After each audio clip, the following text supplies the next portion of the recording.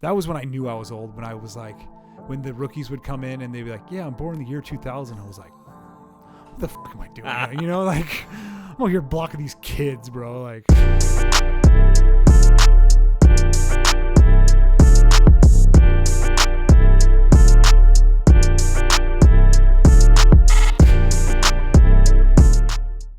Hi, I'm Tyson. Hi, I'm Kenny. And this is the One Degree Podcast.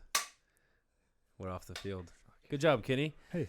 If you're not from California listening, we're getting a lot of rain right now, and we're not used to the rain. You should see people driving right now. It's crazy. It's bad. I know. People in California do not know how to drive in the rain. And the fog. Let's just say drive, period. Yeah, I'm just gonna true. go that far. That's but true. I think that people are just so used to, obviously, the weather is pretty predictable. Sun's always out. It's easy to drive when the days are always the same. And then when the fog comes in, or even worse, it gets rainy. Oh, gosh. I know. It's just like, just drive. Just Nike the dang car. Yeah, you know what I mean? No doubt. No, just do it. Yeah, so we had a good guest lined up for you, but we'll get him next time. He was coming straight from the Grammys, partying, trying to make it here, but LA was getting dumped on. I heard. I was talking to one of my buddies that lives down there today, and he said it's pretty crazy. And San Diego too is like underwater. San Diego, a whale's vagina is getting pounded. Wet. Whale's vagina is getting pounded. Kid show. Yeah. Kid show. Just kidding. But don't worry, got a lot of good stuff to talk about today. Super Bowl coming up. We're talking Super Bowl predictions. My man right here played in the Super Bowl. You can see the Super Bowl jersey, number 69. That was before he went to 79. Yep. That was in his party days. Talk about what it's like a little bit. Kenny's already talked about the Super Bowl, so we're not going to get too far into it. And then maybe talk a little TJ. I don't know. You've been asking me a lot of questions about Tommy John. For sure. So we'll get into that. Super Bowl predictions. For me? Or just team? Let's talk about like score. Let's talk about football wise first. Football wise, okay. Football wise. So let's go. What do you think the score is going to be? Who's going to win? And then we can go MVPs, and then we can go like this person is going to have this many touchdowns or hits or sacks, whatever it is. Okay, off the dome. I have put zero thought into this, zero research. I don't even know who's favored. Are the Niners favored? Probably by a couple. I honestly don't even know. Izzy, can you look up who's favored and what the odds are? I think the Niners are probably they have plus to be. 2.5 or something like that. They have to be. Prediction for winner. Niners. There you go. Izzy said Thanks, it. Izzy. I want the Niners to win, obviously. I think the Niners are going to win. I think they're a better team. 69% Niners. 1.5 point favorites. 1.5 point favorite. Okay. Yeah, so I want the Niners to win. Patrick Mahomes is obviously really good. I think it's going to be a bit of a shootout, but not like a crazy shootout, right? Because Chiefs have a really good offense. Niners defense is probably better than their offense, but they have weapons. Mm-hmm. You know, Christian McCaffrey can bust one open. Debo, Ayuk, Jennings. Jennings has been my man this year. I love that guy. He makes plays at the biggest times of the game. Mm-hmm. Like, he is legit probably one of the, like, under pressure, step up to the moment guys. Big catches, all that stuff. So I'm going to predict, I think it's going to be almost exactly like the previous Super Bowl, 2020, when the Chiefs and the Niners played. Niners were winning, and then they had that crazy kind of Hail Mary throw up, and Tyreek Hill caught it on like 4th and long or something. I think it's going to be similar, but this time in the 49ers' favor. Gotcha. So prediction for score, I'm going to go – Izzy, look up the over-under. Look up the over-under for the score. I'm going to go 33-30 for the score. Bit of a shootout. That's pretty high. That's for sure over. Under is like 50s. 47.5. Oh, that's yeah. I'm going way over. I think it's gonna be a bit of a shootout. See, I'm thinking it's gonna be. I think it's gonna be closer because I think it's gonna be like closer game or no closer to the over under. I think it's probably gonna be like 20 8 to 25 ish, like around there, where it's going to come down to like some field goals and who is executing in the red zone, because both the offenses can move the ball, and who's gonna get settled for field goals and who's gonna score touchdowns is gonna be like the big thing in my book, because I feel like they're gonna have like one quarter is going to go to this team, another quarter is going to go to this team, where they're going to have runs where it's like, okay, this team 3 and out, and then they went down and scored twice or whatever. So it's like, I think they're going to go back and forth, and it's going to be a kind of a little chess match with the coaches like Shanahan and Reed, kind of playing chess against each other as well. But I think it's going to be closer, and I think the Niners are going to win as well. Do you think that, because they say this a lot when two good teams play and two good offenses play, is the last team to have the ball is going to win? Or do you think that it's not even going to really come down to that? If the Chiefs are in that position, I think they're going to win. If the Niners are in that position, I don't know. Because of the quarterbacks? The experience of being there. Yeah, that's true. I think Brock Purdy's a amazing quarterback. He's great, but Patrick Mahomes has been there, done it multiple times. You know what I mean? Like he wins those big games. Brock Purdy hasn't really proven it yet. I'm not saying he can't do it. He's won big games by a lot, but he's never been under the gun where it's like, all right, last drive, here we go to win the Super Bowl. I have to put my nuts on the table and go. He hasn't had to do that yet. Which I can't. I'm not saying he can't, or I'm not saying it's not going to happen. But he just hasn't done it. But I'm just saying if the Chiefs have the opportunity at the end of the game to win it, it's more likely than the Niners having the game end of the game opportunity like that.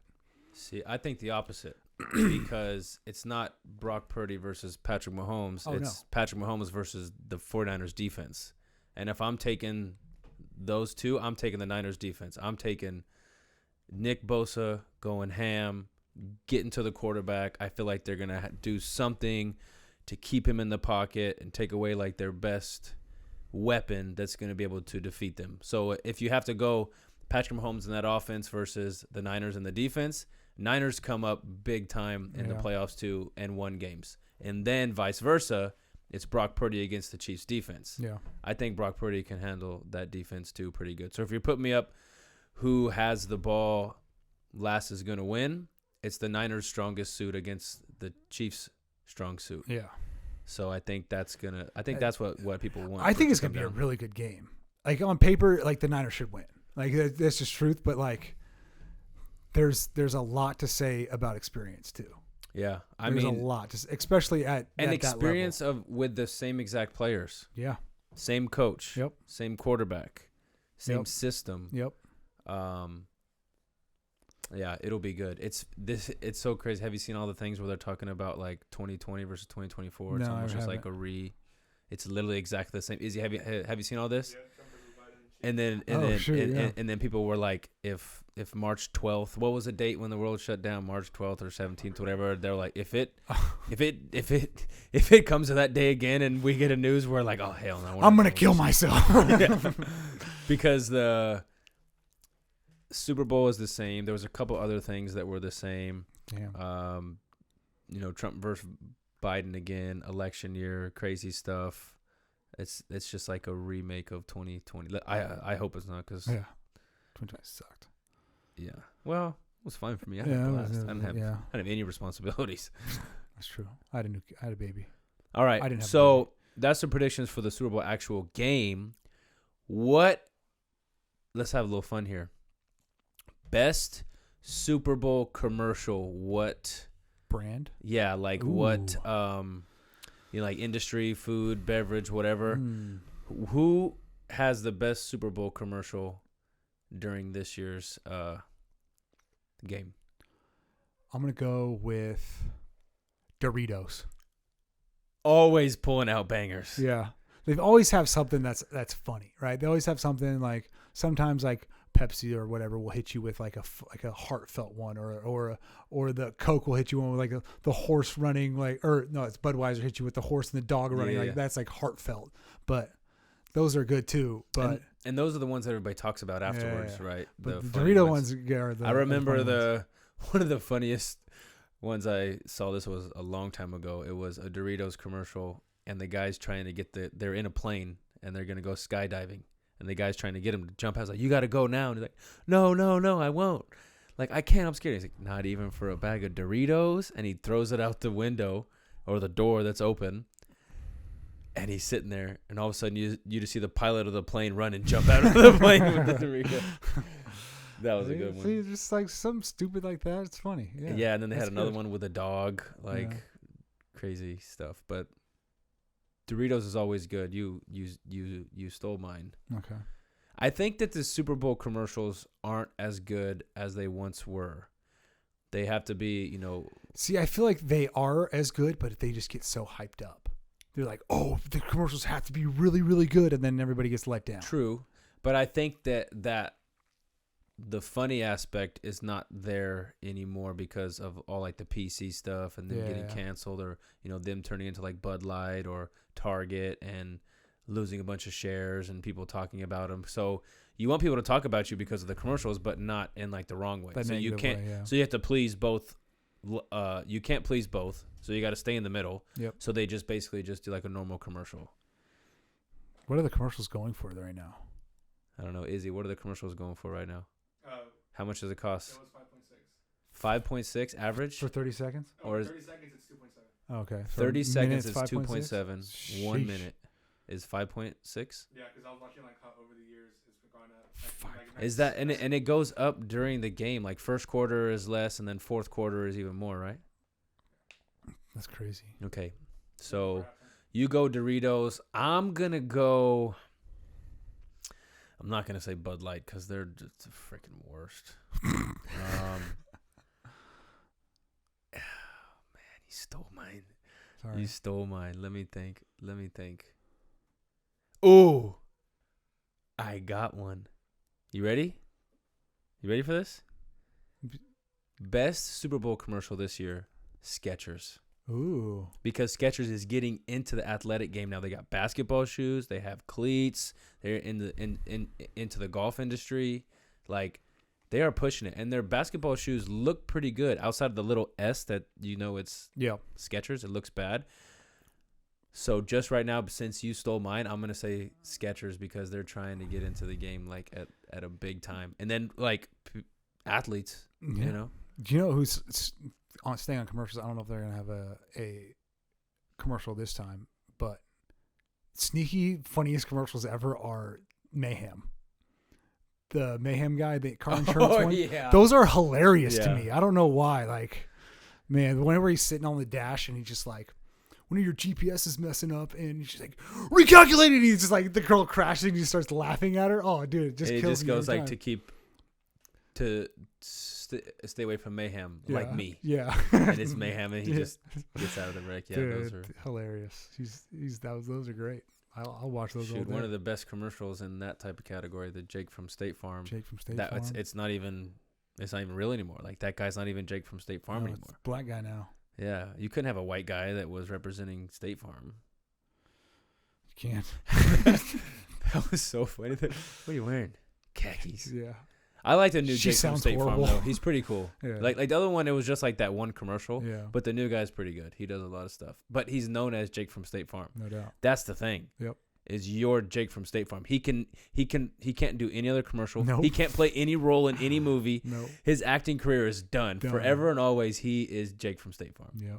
Dang, that's crazy.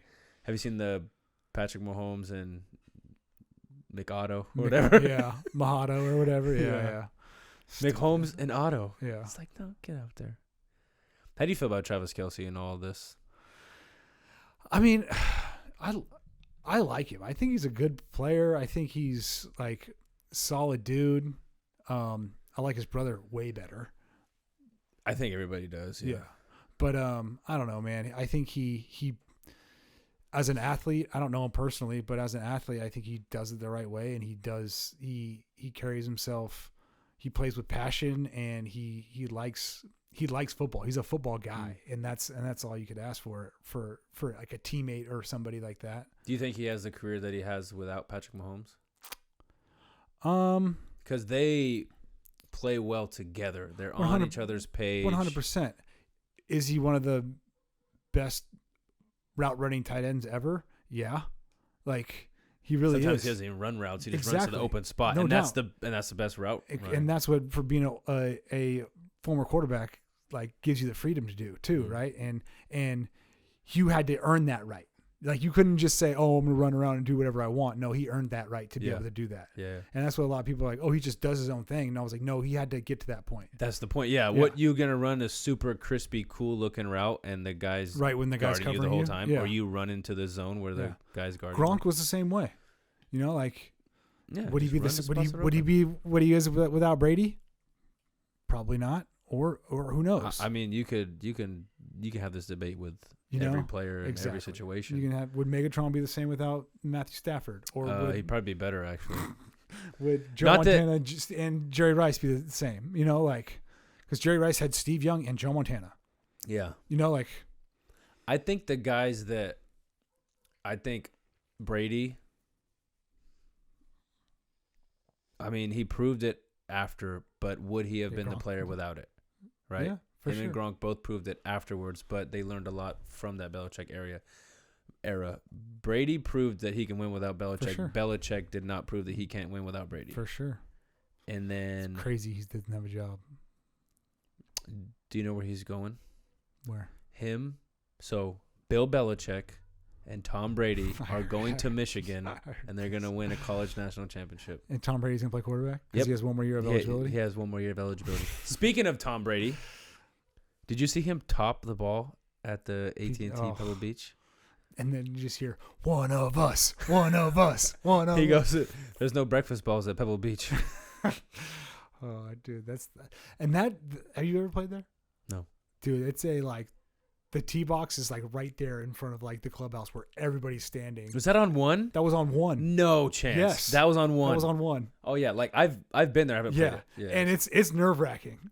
I didn't hit my driver. I hit my forearm because he was like, "You should hit your yeah, why would he forearm." hit driver? Nobody really hits driver there. No. But dude, yeah, it was. Yeah. What would you have done if you topped the ball? If you were playing in it and you topped it on the first tee? Are you going home or are you just Oh, no. going to tee it up again? No, I ain't going home. I'm gonna just take my hybrid out and just my 3-wood and just go for the green. No. Are you gonna? Would you just tee it up again? Take a stroke. Right there. Take a stroke. Say that you couldn't find it, or would you? Provisional. Or would you try to go hit it from 8 feet farther Probably would have hit it from 8 feet. in the rough? Probably would have hit it 8 feet farther in the rough. But you're not getting a 3-wood out of that rough. You have to use like a wedge or It something. wasn't that bad. You couldn't see the ball. What do you mean it wasn't that bad? You couldn't? No. Oh. It was raining. They hadn't cut the grass in weeks. Anyways. Hey, been there, done that. You know. Okay, back to the topic on hand. Super Bowl commercials. Now, what do you predict something wild is going to happen during the Super Bowl? Nothing to do with football. For example, the previous, not the last time, but the time before that, the Niners played in the Super Bowl, the lights went out. So something like that. Do you see something like that happening? Just like a reach for all reaches of crazy Travis things? Kelce proposes to Taylor Swift after they win. I mean, I think that's pretty much everybody's about that. People are freaking tracking if she's gonna make it to the game, Dude, and it's so stupid. and she got a parking spot for her jet, which is like hard to get, but they've reserved her a spot for her jet to like fly into Vegas. Dude, I know some people that are going, and it's crazy. Dude, the tickets are ridiculous. Tickets are ridiculous. Man. The tarmac, is that what it's called? Where they park them all? Like already full. You like if you have a PJ coming in, you have to land and leave. Yep. Ubers are like over an hour wait. Limos are like 12-hour minimum. So like most of the people, like I know some people that are going, they're like, we normally just when we go to Vegas, we go all out. We normally have a limo pick us up, and because all of our stuff, and it's not that much more expensive than an Uber or a cab, and we have way more room. And they're like, it's a 12-hour minimum. Everything is just like super expensive, sold out. It's like what, $2 million for a suite at the field. Dude, But they should be all sold out, right? Like They there should shouldn't be be? anything left. no, there's no. I think it's. Just I think like- this is just right when they announced who the Yep. teams were going to be. Yeah, and it was like to go into a suite, standing room only. You don't have a seat. It was like minimum $15,000 for a ticket Really? just to be able to stand in a suite or something. It was like $20,000 just to stand in the suite. To actually go in the suite. Yeah. Yeah, I think tickets were like what, $7,500, So $6,500. the like average was 9,800. That was the average ticket. Dr. B's going. Is he? Yeah, he got hooked up. One of the players that he took care of gave him some tickets. You guys get two tickets every year But at we get the cost or yeah, something? at cost. So we have the ability to buy 2 tickets each year, and I would just sell them. Yeah, Spock was saying that he went to two games. I've never even went to one. I just went, except for that one. Did you ever get the tickets or no? Like always, I get tickets every year. I would just sell them Sell them to who? Just sell them on. random. My agent do it for me. Oh, really? Sell them like I buy them for like $800 and sell Yeah. them for like $3,000. They were $4,000. like $3,500 this year for the players. I bet. But they're selling them for $10,000. Yeah. So it's like the year we went to the Super Bowl, I was being on practice squad, I could buy 10. now you. Oh, So I thought. Yeah, they were saying that every player gets 15. 2, but if you're in the game, you get 15. If you get 15, but practice squad got 10. So I bought 10. 4 tickets went to my mom, her boyfriend, Jen, and my brother. And then I sold 6. And then with the money from the 6 that I sold, I bought Jen's engagement ring. Yeah, that's what Travis Kelce did. So yeah, right. You got to get $1 billion ring or something like that. You really can't do Yeah, anything. it doesn't. Yeah. I mean, Still. that's just. Who knows? I'm. What are you predicting is crazy? I am legit over that. Yeah, no, whatever. Like I don't care. It's just like bad. I just don't care. Like, okay, show her on the TV. Who cares? Yeah. It's 30 seconds. It's like doesn't take away from the game for me. Like That's what like gets you to thinking. It's like, why are they doing this? Why are they like? yeah, whatever. Like it's just overdone. Because it's a whole new group of people that are interested in the NFL now. You can go down some rabbit holes with that stuff. Yeah, you can. It's crazy. Yeah. My prediction. Okay. Usher is gonna bring on. I'm excited for Usher. Usher is gonna bring on. Okay. Over or under 70% chance Usher takes his shirt off. Oh, for sure. He's old though. I don't care. I don't think he's got it anymore.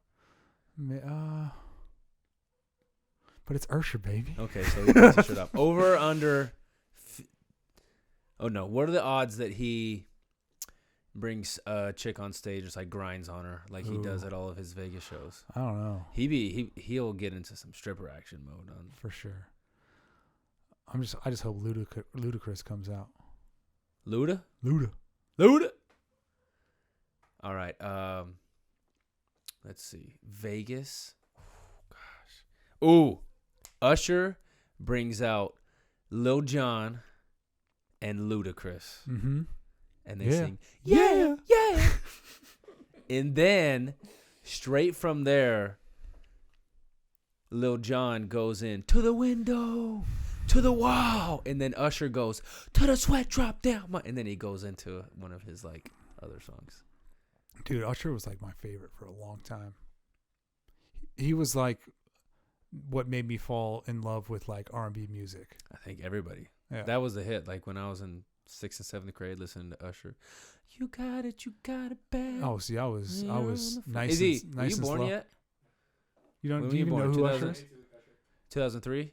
You were born? Izzy was born in 03. Fuck, dude.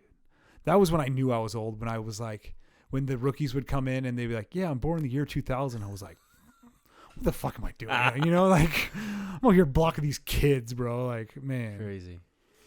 That All was, right, so tell us about the Super Bowl. What's it like? Because from what I hear, the best experience from a fan is to watch it at home. for sure. Because at the game, not everybody is a fan for those specific teams. They're Yeah. just there to watch. So there's a lot of chatter going on. It's not that loud when it comes to like touchdowns or big plays for one team or the other. It's super expensive. Timeouts are even longer because of the commercial. Super Bowl is even longer, and you can't really see, and it doesn't sound that good. You get a better experience on TV sitting at home. What would you – this is from a fan experience from people that I know that have went. I say any game at home is better than at the stadium or a Super Bowl. It doesn't matter if it's a Super Bowl or not. Yeah. The only thing about the Super Bowl is you get the show, right? It's the show. Everything. Not even the football game, not even including the football game. It is like the halftime show, the pregame show. The national anthem is usually sung by like somebody cool. The like build up to the build everything. up, yeah, all that kind of stuff. That's what's cool, like about the Super Bowl. Like Alicia Keys sung the national anthem when I was there. Beyonce did the halftime show. Like, so it was like watching Alicia Keys wheel her out her piano and sing the national anthem right in front of me was like really cool.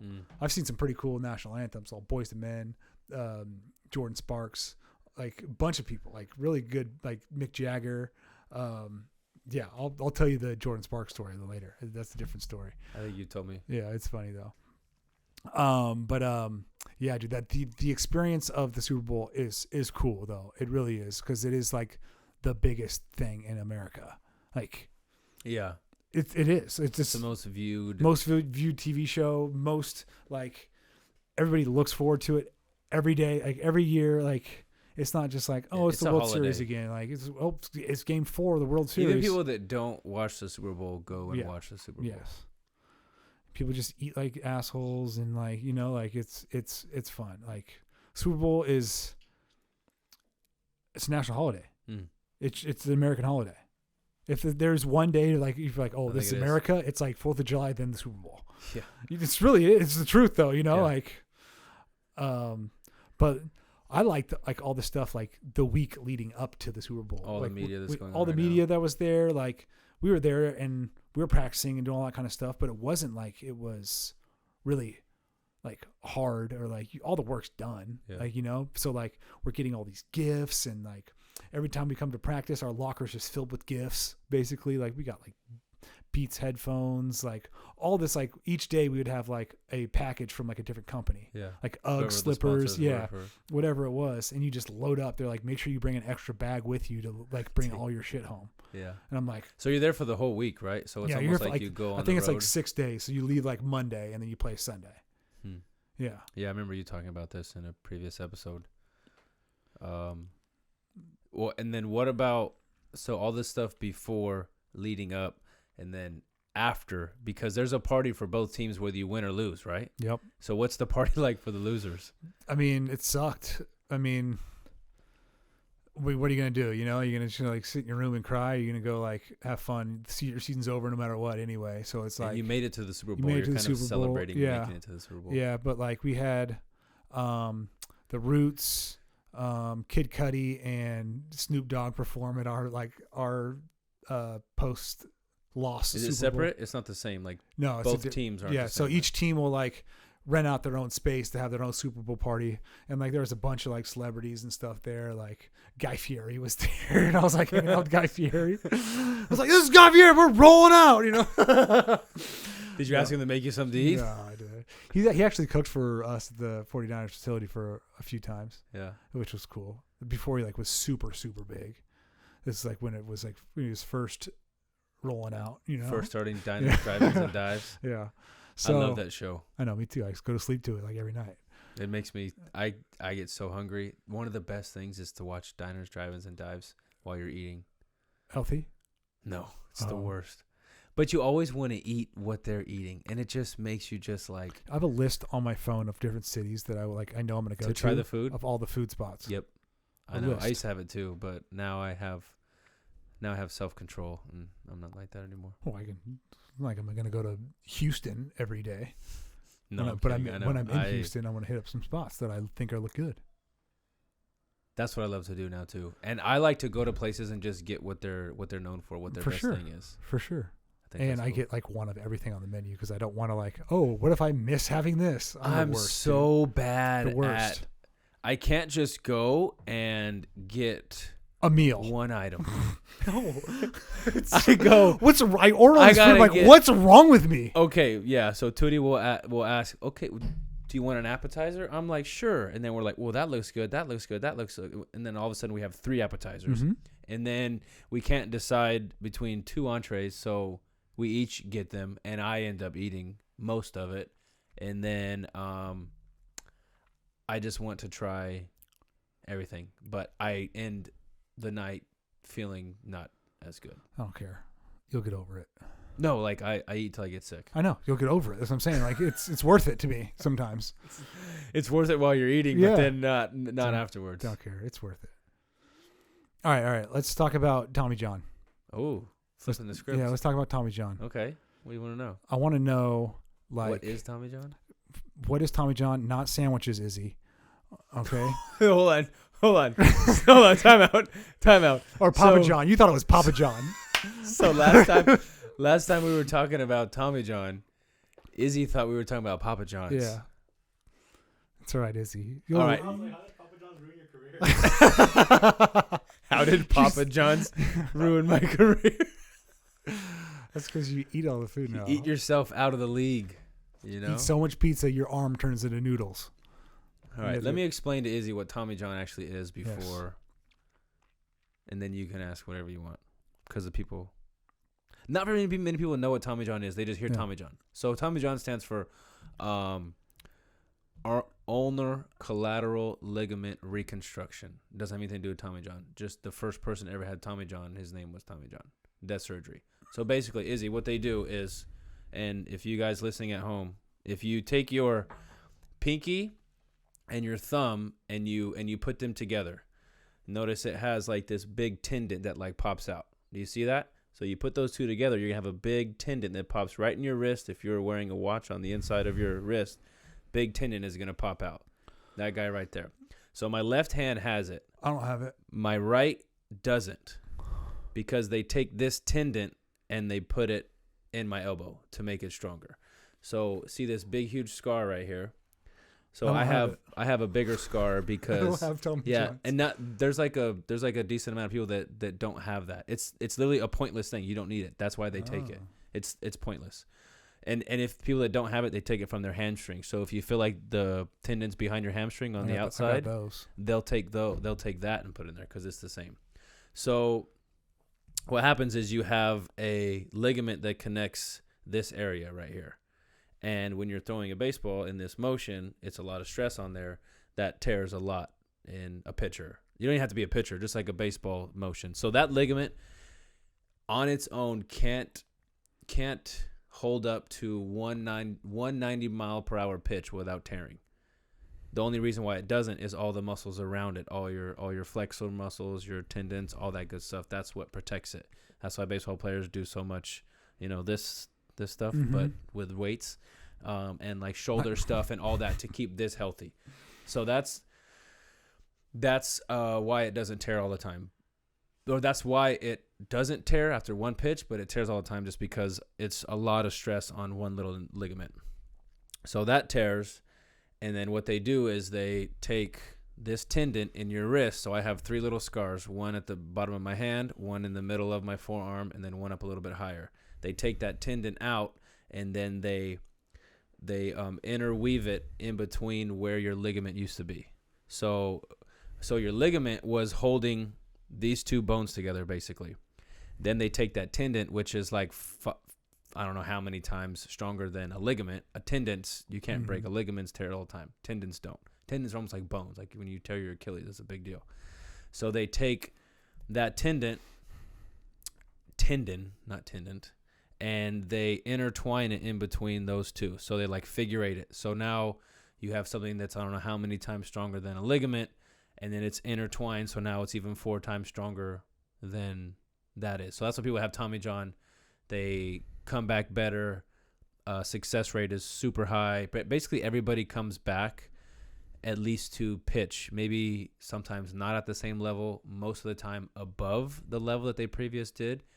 Not really that has to do with the surgery. People think like, oh, because it's tighter, now your arm goes. It's not really that. It's the intense rehab that you go through for an entire year that's trying to prevent this injury from happening again. So they basically go backwards and they figure out why you had it in the first place. Mine was just normal wear and tear, that's kind of how most of them are. But some of them pop straight from the thing because they have something bad in their mechanics that cause more stress on that ligament. So they go back and try to fix it, and they make your hips stronger, your core stronger, your shoulder, everything that takes the pressure off of your elbow. Because you need all that when you start throwing anyways. So that's why people come back throwing harder and stronger, because you had a year off, one, of not playing baseball.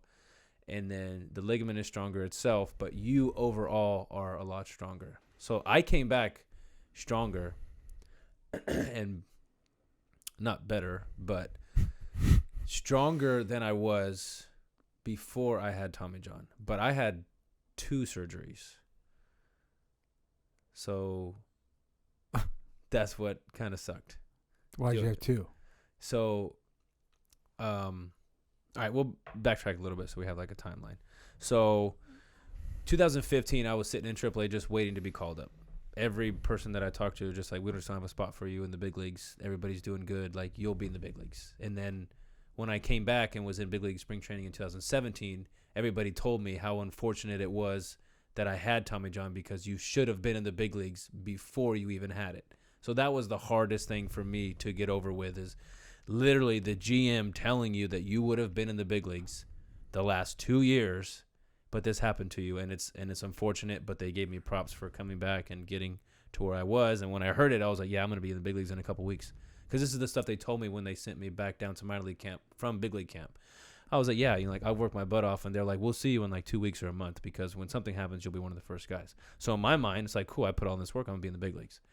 But so there's a year before you're back, right? And then it's like 2 years until you're back to normal. So you can pitch in a year, but until you figure out how your body works and just to get back into the feel of the game, it takes you like 2 years. Yeah. And that's happened to me, as I put all this pressure on myself and I wasn't really ready. I hadn't played in games like that in a long time. And that's kind of what happened to me. So when I had surgery, it was when I got hurt and had surgery, it was in the end of August when I got hurt, and then I had Tommy John at the end of September. So I pitched in a game before my year mark with having 2 surgeries. So I had surgery September 23rd, 2015. Had the surgery in Houston. Doctors did it, stayed there. My mom got to go with me. She loved it. Like, we went to a game before. Lance McCullers was one of my good buddies. He was pitching that night, got us tickets, got us, to go around the, like the field, all that cool stuff. And then my mom got to experience, and then him and another pitcher, Vince Velasquez, who's on the team, they ended up like coming to my room when I had surgery and seeing me and stuff. It was a pretty cool experience, especially now when I look back how like big time these guys are, and we were all boys coming up together. Like, I was one of them. Yeah. They like felt bad for me, because they're like, you should be here with us. Like, we feel bad.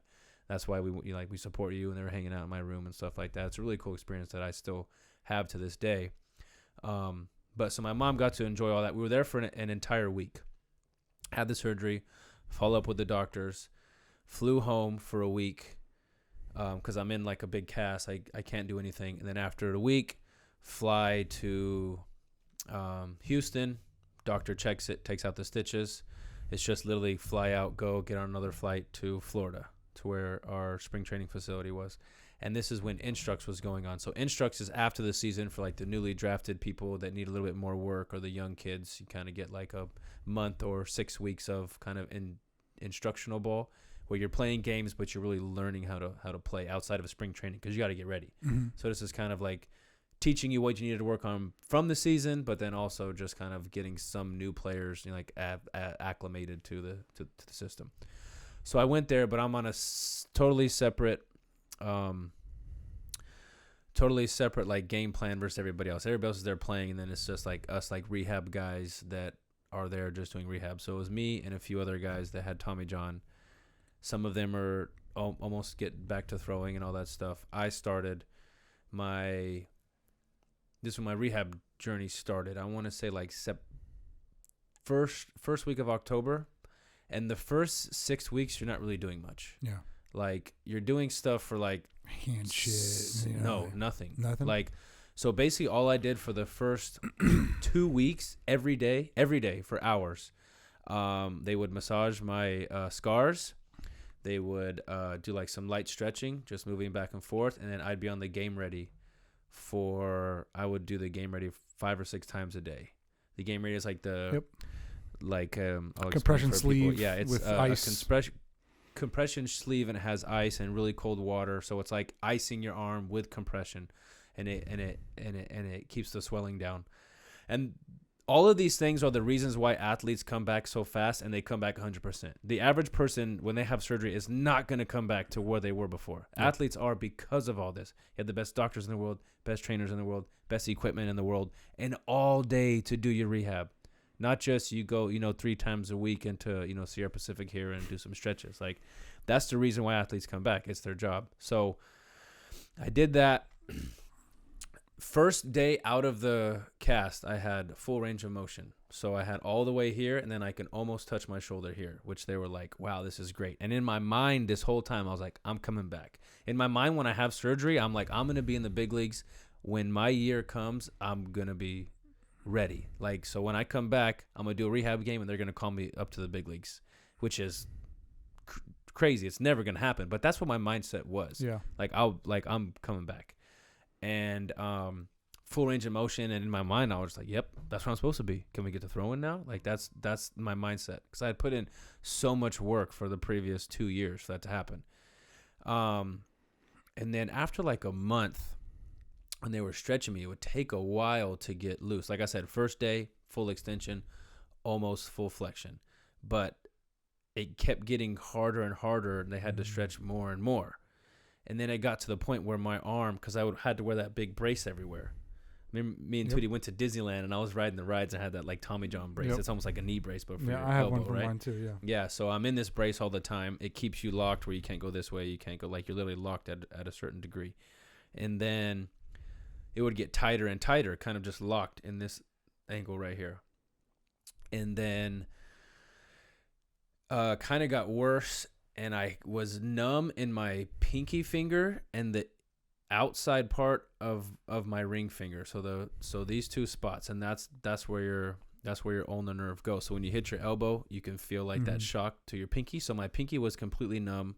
I couldn't make a fist. I couldn't put my hands in my pockets for months. And I would do all this, like, flossing, like nerve flossing and all this stuff, because they couldn't really figure out why.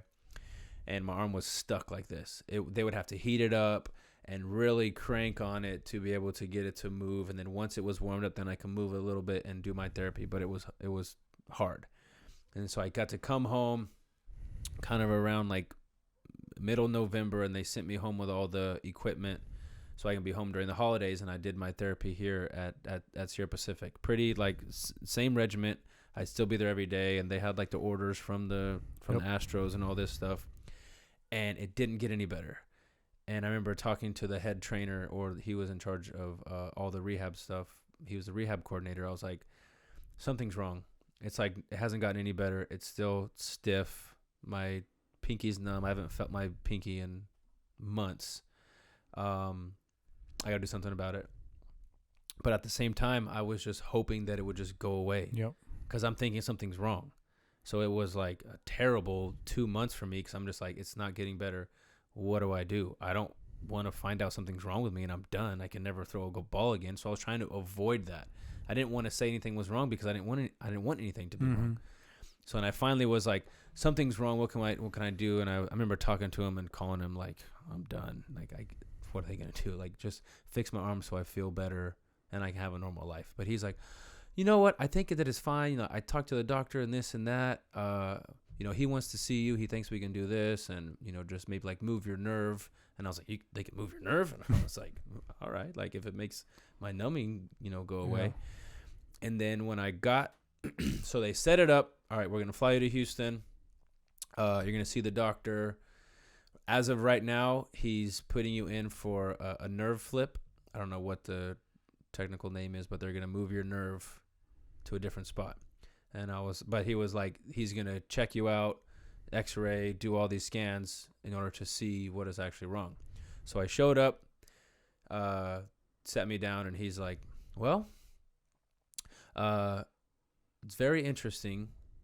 And he was like explaining what was wrong. He's like, we're going to move the nerve, and you're going to be fine. Everything is going to be great. The reason why we are moving the nerve is because of this and that. And he said that I developed something called heterotopic ossification. It's where my body, and how he explained it, he goes, you're basically Wolverine. Your body healed with bone in that spot.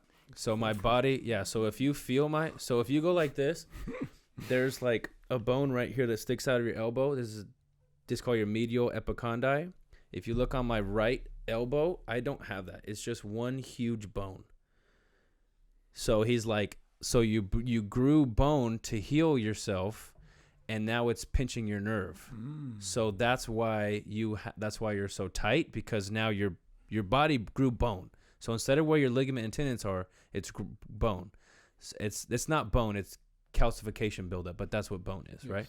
And so we're going to move the nerve, and then I'm going to put you on this steroidal anti-inflammatory to prevent yourself from healing itself. That's basically what he said. And then he's like, you're going to be fine. And I was like, all right, cool. Like, I feel a lot better. So he took my nerve. So your nerve goes in between your medial epicondyl and your back funny bone, or your whatever this thing is called. It goes right in between there. So they moved it from there up top here. So now when I bump my elbow, I don't feel that shock. When they hit me up here, I'll feel that shock up here. So mine now goes to the middle of my forearm, and all of my numbness went away. So I had surgery. He's like, yeah, you're good to go. Gonna fly you home. You can be with your family until you start back your rehab. Then you'll go back to Florida. Then you'll start the rehab process again. And now I'm 2 or 3 months behind, right? I just had a surgery. But then when I got back to Florida, they were like, well, you've already done this work. Now you're actually not as far behind as you think. So I was about 6 weeks behind. But when I was at home in the cast again, I could feel way different. I was like, I feel like I could bust out of this thing. Like, I could already tell that it was better. This time I just went straight to Florida. They took out the stitches when I was there. Started, working on me, all this stuff, and I had all the range of motion back. I took that medicine for like 6 weeks or 2 months just so my body didn't heal. But that first day back, I was back ready to go. Like, my arm felt great. I was like, let's go throw. And they had to keep trying to pull me back. So I actually came back 1 month ahead of schedule from normal Tommy John surgery after getting pushed back 6 weeks from having Tommy John. So it was like Wolverine. No, it like wasn't that. It was just something that we thought was super bad, but then once it was fixed, your body was kind of already healed. Like, my ligament was already healed. It didn't need to heal anymore. Now it was healed even more. Yeah. So when the doctor was telling me how this happened, he goes, well, we have good news and bad news. When I went in to have the second surgery, he's like, we're going to have to do another surgery. We're going to have to flip the nerve.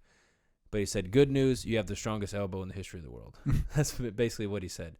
And if you can see, my scar is way longer than a normal Tommy John scar. My first scar was only right here. My second one goes halfway up my arm up to here. So they had to make it bigger to move the nerve and flip it. And then came back throwing. I was ready to go. Like I said, they were kind of having to pull me back a little bit. But then some things happened. It's kind of like we can get more into it if you want, but that's basically what Tommy John was and what I went through. Still crushed it. The 2016 year, I was in rehab, and every day I did the same thing. I was doing, rehab 5-6 hours a day. And this is where I developed all like the healthy stuff that I know now was back then, because I would research everything about like how to recover. This is when, how like cold plunges are like the cool thing now. I was doing these back in 2016. Yeah.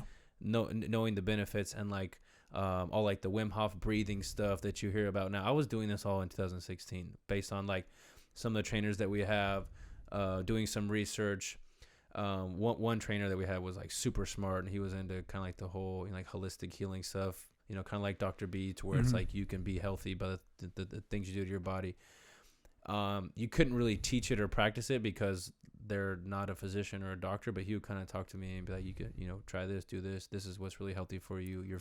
Your food, how you eat, how you sleep, like the water that you drink. Like he told me to stop drinking tap water, drink this, like hydrogen water, everything. And that's why I came back so fast and I felt great, better than normal. And that's the stuff that I still learn today. Like I get caught up because you and I like to eat and, we don't have to be as healthy as possible anymore. But everything that I know to be successful starts from being healthy. If you're not healthy mentally and physically, you can't really be successful. Another thing is too, like when you go through like shit like that, where it's like rehab and you're not yourself, right? You're not like, you're not Superman like you expect to be, right? You know what the number one thing that comforts you? Food. Yeah. This is the truth too. Cause Yeah. like whenever I feel down about like my body and how I'm not feeling good, I'm like, what's going to make me feel better? A plate of damn nachos or, you know what I mean? Or something like that, where it's like, it's hard to be mentally strong in that mentally weak spot where it's like, okay, this could help me give me a little bit of dopamine that I need right now. Exactly. And it's hard to but fight against that too. But it's not your fault. It's not everybody's fault. It's just how like society is. Everything is driven to give you like, like a cue. It's make it very attractive. It's going to feel you. And then you've just developed habits that's what your, kind of feel good thing is. And it's so easily attainable nowadays. Drive-throughs are easy. You have Uber Eats. You have all these big, easy things that you could just grab and eat that are all terrible for us. But this is just like the world that we live in. It's actually a lot harder to be healthy for sure nowadays than it is to be unhealthy. Talk about this. You said back in the like a little bit before like Tommy John is such a prevalent injury in pitchers, right? And you said they come back stronger because they do all the rehab and all that stuff while they're going through it. Why don't? Is it like, oh, it's gonna happen? Is it like, oh, it's probably gonna happen to me? I'm just gonna ride it until the wheels fall off, or is there something you could do to prevent Tommy John, to like strengthen your arm and do all that kind of stuff before that? Because I know that tendon is weak, but if you see pitchers not getting Tommy John surgery. So like in my mind, if I was a pitcher and I know this is such an injury like prone position, especially for Tommy John's, why wouldn't they be doing the basically prehab? Oh, you do. You know what I mean? Like basically, I mean, you see all these pitchers are doing all the bands, are doing all this stuff. You're doing tons of work. I would say, so basically everything that a training staff is giving you to do is to prevent injury. Yeah. We're all doing it to get better. I'm doing it to throw harder. I'm doing it to get better. But every exercise they're giving you is to prevent injury, is to prevent Tommy John. Because if you're not on the field, you can't help them out. So it is, everything goes up to, in the beginning, we're trying to prevent that. Everybody's trying to prevent that. It's not like too late type thing. Yeah. You don't do the work afterwards. It's just one of those things that, as far as I know and as far as we know now, you can't really prevent it as much as you can. There's certain mechanics that are going to put a lot more stress on that ligament. You want your hand to be up above your shoulder when your foot lands. Some people are down like this, and those are the guys that are high risk for Tommy John because there's so much more force now to be whipped back. You have, football players that did it. Brock Purdy had it like literally because it hit his arm and it just happened. Like you can't really practice to try to prevent getting hit. But even just like the force of throwing a baseball is so hard. You're putting so much force, and it's so unnatural too. Yes, exactly. You are not meant to throw your body is not meant to throw over 90 miles. That's why you can only pitch one day a week. And like a softball player, which I feel like that motion, them pitching, like wrenching their arm around like that, that's a natural motion. Yeah, they can pitch every single day. Yeah, but your arm is not supposed to go back. Which is that blew my mind when I figured that out. Like softball players like windmilling their arm and throwing a softball, and they can pitch every single day. And a baseball pitcher, it just reaches back and throws, and he can't do that every day. Like, Yeah, and that's and, weird. Like even if you tried to do it every day, you can't. You just don't like feel it. It would be like you trying to play another game Monday after you just got crushed on Sunday. Like sometimes you just can't. Like certain pitchers. It's different though, because it's you're so relievers. reliant on that one body part, right? You're so reliant on that arm, one right? spot. That one spot where like Y- I could fight through a game if I had to Sunday to Monday. Yeah, they could just tape you up. And Yeah, I could you fight get through a into spot. game, Yeah, and I you could can't really tape up your elbow. Yeah, you can't, like, you're so reliant on that. That's like it's like such a specialty position too. And there's where guys that have torn it, not like all the way, and then pitched, a few more years with it just because of everything that's around it. Yeah. Right. Adam Wainwright had a slight tear in his Tommy John, in his ligament, and pitched for like 6 or 7 more years before he actually had Tommy John. So that's what when mine actually happened, because it wasn't a full like tear, it was just like a wear and tear thing. Yeah. But then when they saw my tear, you could actually see it on an X-ray too.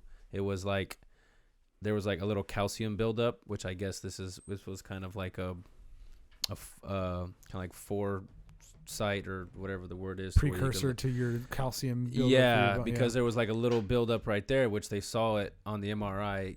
So you can see my tear on the MRI and the X-ray. Normally you can't, because it was so close to the bone and it was in like a calcium buildup. Mm-hmm. But they were saying that like we can do this intensive rehab to get you back try to get you back as fast as possible. Because again, I was supposed to be in the big league, so I wasn't originally supposed to have Tommy John.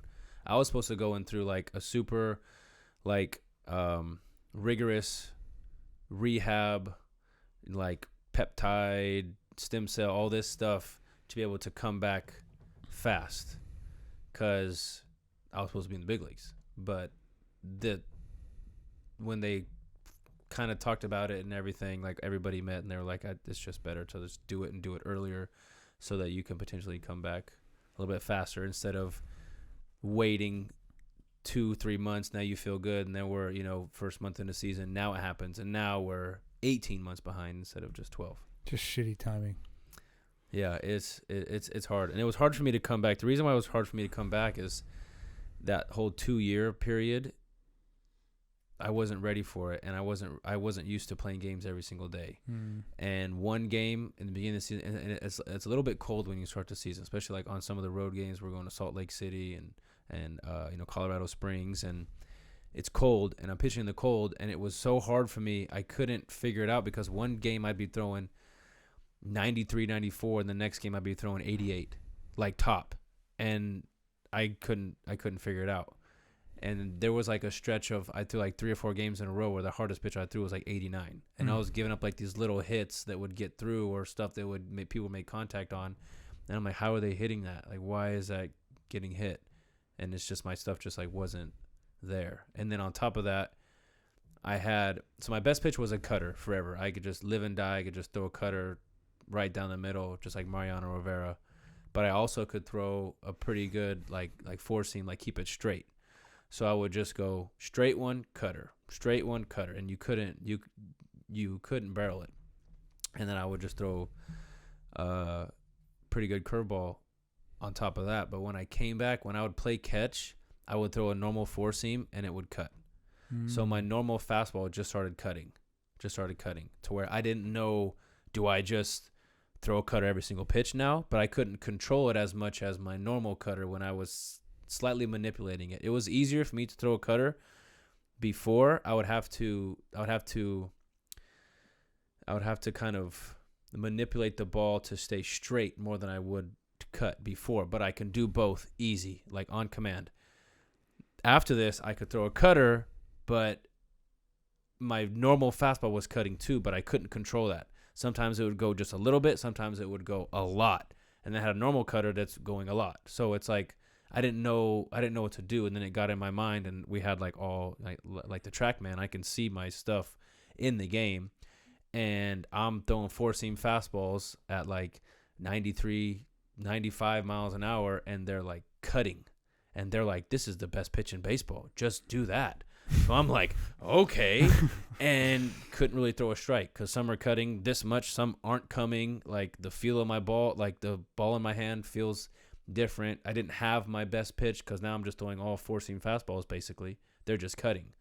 And that's kind of where the 2017 season didn't go as planned, basically. So there was a lot of things that went into those kind of 2 years. But it's still a tough thing to look back and think of, like, what if, right? For sure. Like, for sure. Because I could potentially have multiple World Series rings. Like, I mean, you never know. And who knows what's going to happen, or who knows what could have happened.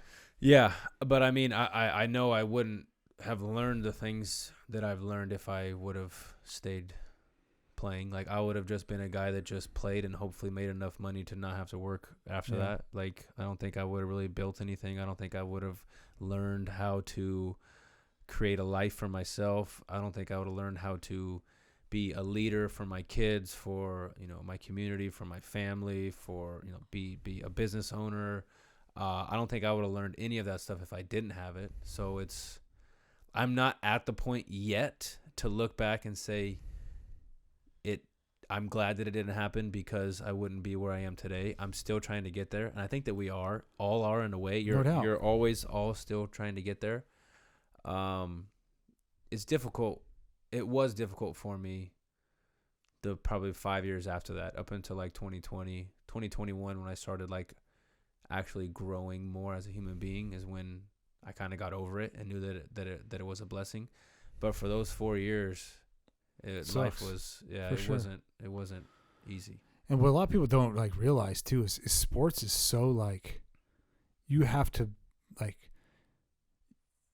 all the ducks have to get in a line for you to like make it, right? Like, you have to luck be playing, and everything. Well, I don't really believe in luck. Like, luck is like something that's like winning the lottery. That's lucky, right? Like, me making it to the NFL, I don't think was lucky.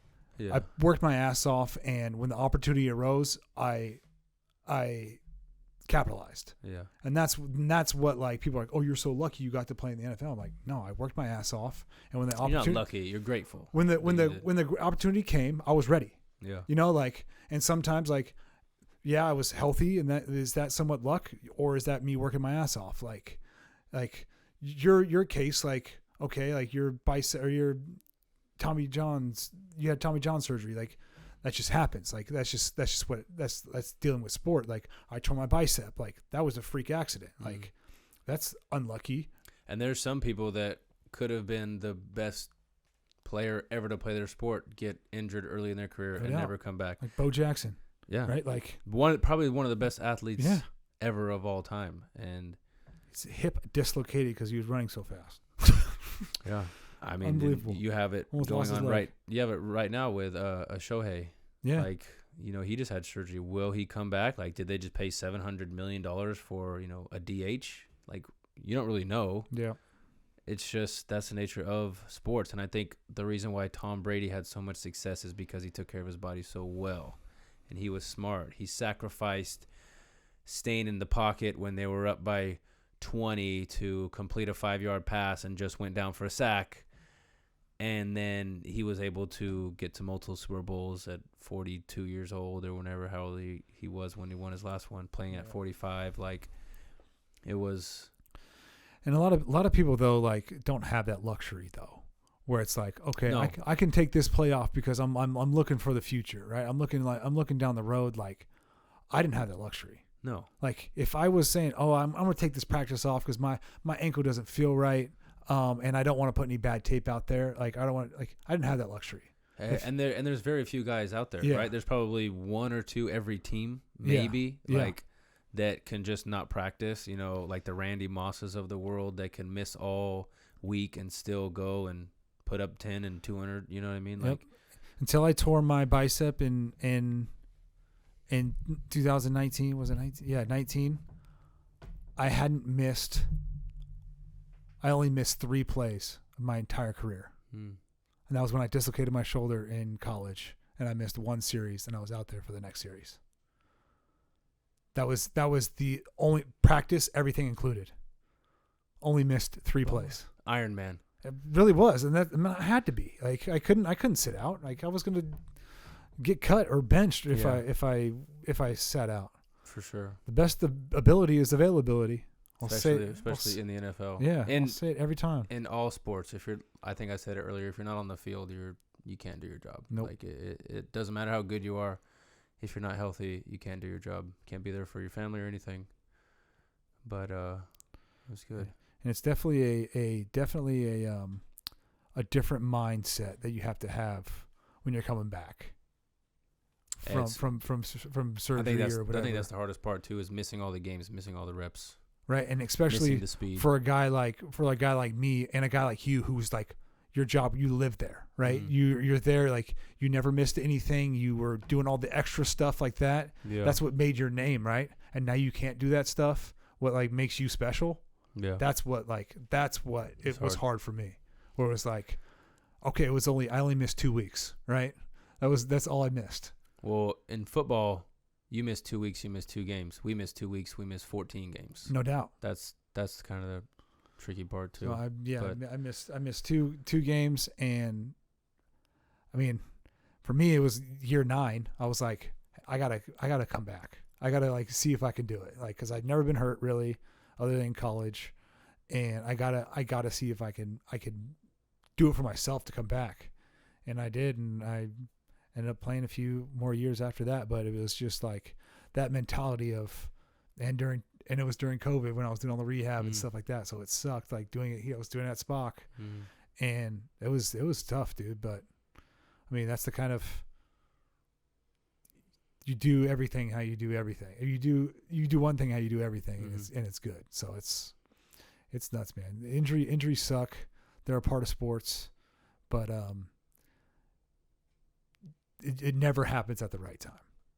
No, never happens. You can't be. Oh yeah, I'm so happy that I got injured at this time. I mean, you could, like, people look back. Oh, I'm so happy I got injured because like it gave me time to get better or sober if you were like addicted to pain pills or something, right? Like it's a little bit different, but injuries are hard. Injuries are a part of life that I don't think people really understand or give themselves a little bit of like grace. Is you can get injured and not be in a sport, right? Like you're going through a mental illness, or you're not feeling it, or you're going through depression, anxiety, which is a lot. All of that is fueled on your lifestyle and your choices. But it's like people go through injuries every single day, so you got to give yourself a little bit of grace, give yourself time to heal and to come back. But you have to do work. You can't just sit around and be like, I'm going to wait for my heart to heal after this broken heart. No, get back out there, get to the bars, put a miniskirt on, you know what I mean? Like you have to put in the work in order to come back. You have to put in the work to get anything. It doesn't matter what it is, but I think first you just have to understand and be okay with it. Understand that, like, I am hurt, I'm injured, and then put in the work and come back, and then just pray for the best. And a lot of it too is saying, people have been through this before. Yeah. Like, you're not the first one to go through a Tommy John surgery. I wasn't the first one to go through bicep surgery. So it's like, and that's why when people have Tommy John, they don't think it's that big a deal because they know they're going to come back and probably come back stronger, but they just miss a whole year. Yeah. I just wish that I would have been in the big leagues when I got No it, because doubt. then I'm on the 60-day and I'm sitting back making money while I'm doing rehab, It sucks. But, it is what it is. Now I got this time to make my money and create generational wealth and take this thing to the moon. Me, Wiggins, Izzy, all of us. Izzy. All right, that's it for today.